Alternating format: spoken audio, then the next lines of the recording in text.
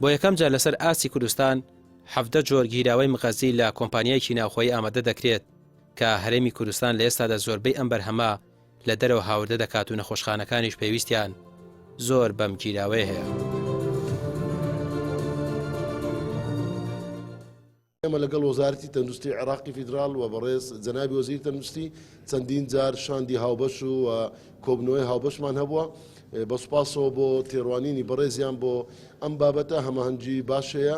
ومێدمان وایە کە بەیەکەوە لە پەیوەندێکی باش داین هەم بۆ کۆنتڕۆلکردن هەم بۆ دابینکردنی دەرمان لە هەرێمی کوردستان بۆ هاوڵاتیان.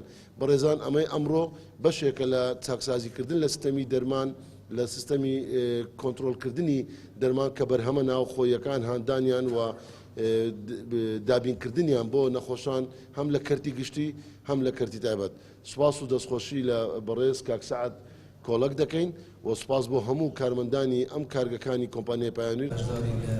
سەرۆکی دەستەی و بەرهێنانی هەرێم دەڵێت لە هەوڵی ئەوەدان هاوکاریەکانیان زیاتر بکەن بۆ بژانەوەی کارگە ناوخۆیەکان تا دەستی کاری ناوخۆیی زیاتر بێت و بەرهەمە ناوخۆیەکانیش پەرەیان پێ بدرێت.